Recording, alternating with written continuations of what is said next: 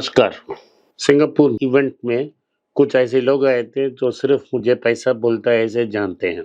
वे पैसा बोलता है कि सब्सक्राइबर्स हैं। मुझे बहुत खुशी हुआ।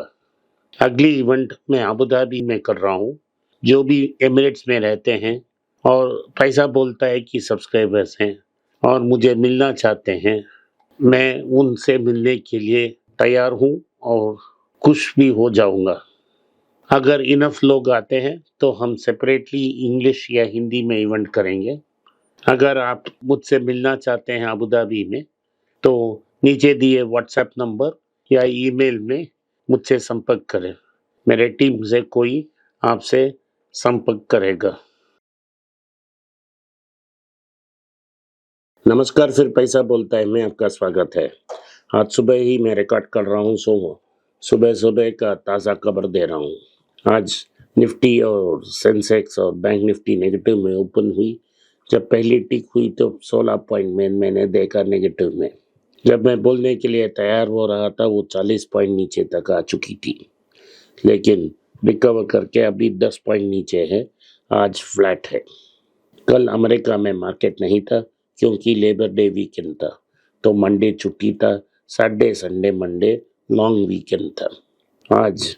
इसीलिए सोने के बारे में हम कुछ नहीं बोल सकते क्योंकि आज रेट ही फर्म ट्रेड हो रहा है। लेकिन अभी सोने के प्राइसेस बहुत वीक हैं। इसका प्राइमरी कारण ये है क्योंकि अमेरिका में लोग एक्सपेक्ट कर रहे थे कि 0.5 रेट कट होगा, लेकिन रेट कट 0.25 ही आने का संभावना है। तो क्योंकि एक्सपेक्टेशन ज़्यादा था और रेट कट कम होगा, इसीलिए गोल्ड में थोड़ा करेक्शन हो सकता है। तो आप सोना ज़रूर खरीदें, छोटे छोटे क्वांटिटीज़ में खरीदें। आज न्यू मार्केट में अनेक न्यूज़ हैं, इसके बारे में मैं अभी विश्लेषण करूंगा। कल जो स्टॉक हम अक्सर बात करते हैं डॉक्टर रेड्डी, उस स्टॉक में प्राइस में गिरावट थी। गिरावट का कारण क्या था? गिरावट का एक ही कारण था कि चाइना में एक ड्रग में good manufacturing practices doctor Reddy ने फॉलो नहीं किया। ये चाइनीज रेगुलेटर का एक्यूजेशन है। इसीलिए अगले 2 साल में कोई चाइनीज टेंडर में वो पार्टिसिपेट नहीं कर सकते।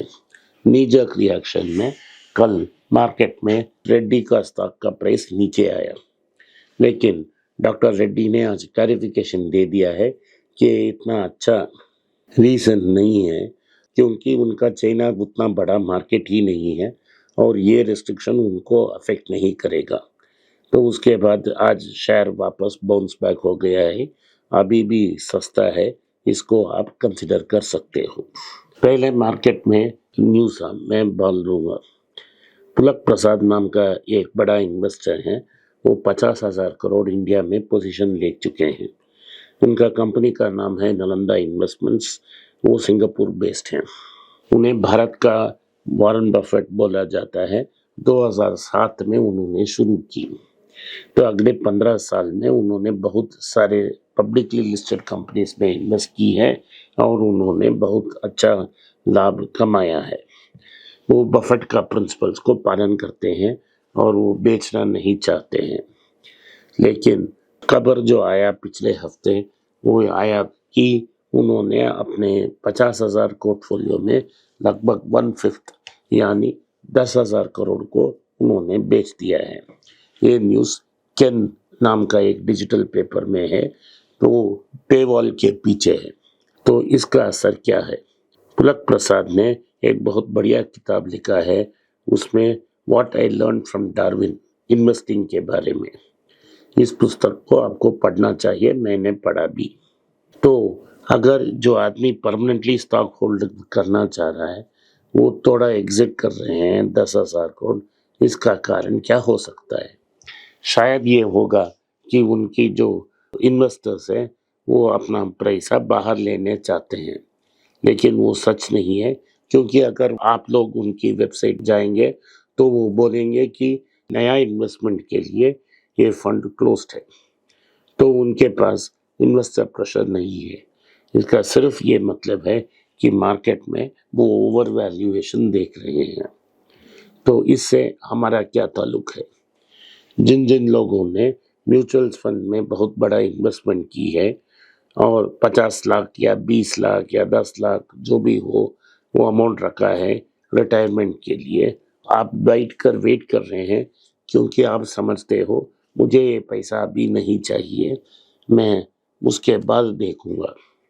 लेकिन अगर बफेट और इंडियन बफेट स्टॉक बेच रहे हैं, उनको कुछ पता है जो हमको पता नहीं है, तो मार्केट में बड़ा गिरावट आ सकती है, लेकिन कंफर्म नहीं है।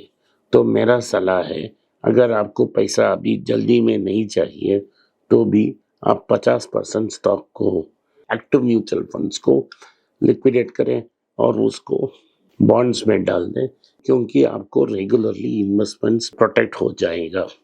क्योंकि अगर 40% का फॉल या 50% का फॉल हो तो आप बैडली नहीं फील करेंगे।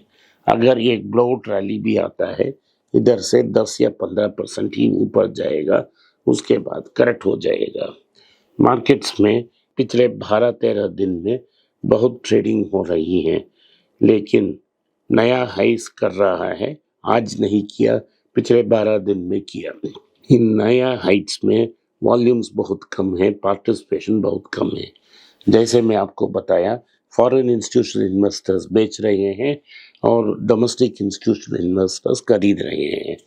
वॉर्नबर्ग पिंकस ने कंप्लीटली कल्याण ज्वेलर्स से अपना पोजीशन एग्जिट किया, वो एक डील है। और अभी इंडिया की बफेट पुलक प्रसाद भी 20% अपना पैसा बाहर निकाल रहे हैं। ये सब ये इंडिकेट कर रहा है कि मार्केट थोड़ा ओवर हीटेड है, तो आप कुछ प्रोटेक्शन लेने से कोई नुकसान नहीं होने वाला है आपका। आज टाटास ने कर्व नाम का एक नया प्लेटफॉर्म में एक गाड़ी लॉन्च की है, जिसका प्राइस वो 9,99,000 में रखा है। वो महिंद्रा की एक्सयूवी के साथ compete करेगा। हम सोच रहे थे कि ये नेक्सॉन और सफारी के बीच में आएगा, लेकिन वो नेक्सॉन को ही compete करेगा, वैसा उन्होंने प्राइसिंग रखा है। सो ये गाड़ी महाराष्ट्र से बनकर आएगी और सितंबर 12 से डिलीवरी शुरू हो रही है। मुथूट फाइनेंस, जिसको हमने अनेक बार कंसीडर किया है, वो ये अनाउंसमेंट दी है कि उनकी जो सब्सिडरी कंपनी है माइक्रो फाइनेंस में डील करती है, बेलस्टार, उसको वो लिस्ट कर रहे हैं। उस लिस्टिंग से थोड़ा ऑफर फॉर सेल शेयर्स भी आ रहे हैं जो प्रमोटर ऑफर कर रहे हैं, और कंपनी की कुछ एडिशन भी हो रही है। इसके बारे में जब नज़दीक आएगा हम इसके बारे में विश्लेषण देंगे। दूसरा ये न्यूज़ है कि Sanjeev Bajaj controlled Bajaj finance group में से एक बजाज हाउसिंग फाइनेंस नाम का एक कंपनी है जो हाउसिंग फाइनेंस में स्ट्रांग है, वो अभी आईपीओ डालने के लिए तैयार हो रहे हैं। वो भी अपना एक आईपीओ डालेंगे। तो ये दोनों कंपनियां आईपीओ डाल रहे हैं। हीरो मोटर्स में वीकनेस ये है कि उनके आर&डी बहुत स्ट्रांग नहीं है, तो इसके कारण वो आर&डी बहुत अच्छा नहीं करते हैं। लेकिन उन्होंने होंडा से एक बाइक को खरीदा था, उसका उन्होंने बहुत सही ढंग से इस्तेमाल की है। वैसे ही एथर में उन्होंने 45% की स्टेक ले ली है। आज उन्होंने ये अनाउंसमेंट किया है कि वो बैंगलोर बेस्ड एक 3 व्हीलर इलेक्ट्रिक ऑटो कंपनी में बड़ा सा 900 करोड़ का इन्वेस्टमेंट डाला है। थोड़ा दिन में वो कंपनी को भी कहा जाएंगे। तो वो सारे गैप्स को फिल कर रहे हैं बजाज ऑटो के साथ compete करने के लिए। सो लगता है मुझे कि वो जल्द ही जल्द किसमें ऑटो में एंटर कर देंगे, 3 व्हीलर ऑटो में, और बजाज को और कंपटीशन फेस करना होगा। तो रिलायंस ने ये अनाउंस किया है उनका जो जॉइंट वेंचर वायाकॉम और डिज्नी के साथ है वो अच्छा परफॉर्म करेगा और वो अमेजॉन और नेटफ्लिक्स को पीछे छोड़ देगा। भारत में 3 बड़े OTT प्लेटफॉर्म्स हैं जिसके बारे में मैंने भी बोला, जो है नेटफ्लिक्स, अमेजॉन और स्टार, डिज्नी, रिलायंस। इसके अलावा 2 छोटे प्लेयर्स हैं, एक है सन की सन डायरेक्ट और सन नेक्स्ट, और दूसरा है सोनी लिव। इन सबको मिला कंपटीशन कैसा डेवलप हो रहा है हम इच्छुक से वॉच करेंगे। तो ये न्यूज़ रहा रिलायंस के बारे में।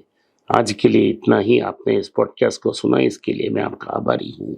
हो सके तो इस वीडियो को लाइक कीजिए, चैनल को सब्सक्राइब कीजिए, बेल नोटिफिकेशन दबाएं। इस वीडियो को अपने दोस्त और रिश्तेदार के पास भेजें और उनको देखने की आग्रह करें।